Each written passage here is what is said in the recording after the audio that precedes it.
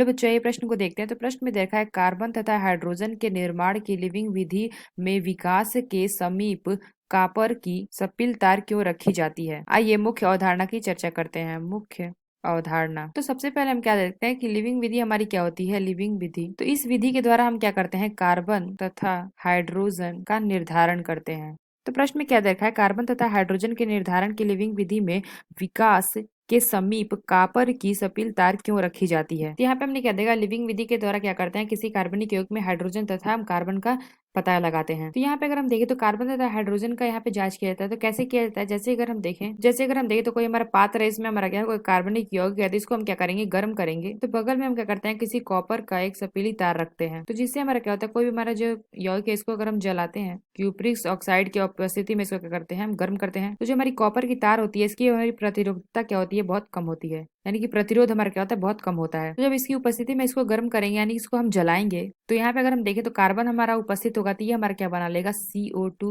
और हम जो हाइड्रोजन है वो हमारा ऑक्सीकृत करके क्या बना लेगा, जल बना लेगा। तो यहाँ पे हमने क्या देखा, जब हमारा इसमें क्या होगा, कार्बन उपस्थित होगा, तो ये हमारा क्या बनाएगा, CO2। और हाइड्रोजन उपस्थित होगा तो ये हमारा बनाएगा जल, यानी कि H2O। तो यहाँ पे अगर हम देखें तो जो हमारा CO2 होता है, इसको अगर हम KOH के साथ यहाँ पे करेंगे, तो ये हमारा क्या करेगा, CO2 को क्या कर देगा, अवशोषित कर लेगा। और जो हमारा H2O होता है, इसको अगर हम देखें तो ये हमारा क्या करता है, एक हमारा क्या होता है, CaCl2 होता है। तो ये हमारा क्या होता है, एनहाइड्रस होता है, यानी कि जो हमारा CaCl2, ये हमारा क्या करता है, H2O को क्या कर लेता है, अवशोषित कर लेता है। तो यहाँ पे हमने क्या देखा, CO2 को ये हमारा अवशोषित कर लेता है, और ये दूसरा हमने क्या देखा, H2O को अवशोषित कर लेता है। इसे हमारा क्या होता है, कार्बन तथा हाइड्रोजन की उपस्थिति इसमें दर्ज की जाती है। तो प्रश्न में पूछा गया था कि कॉपर की सफलता क्यों की जाती है। तो यहाँ पे अगर हम देखें तो इसको जलाने के लिए की जाती है, यानी कि जलाने से, यानी कि उसको ऑक्सीकृत करने के लिए। तो आशा करते हैं आपको समझ में आया होगा। धन्यवाद।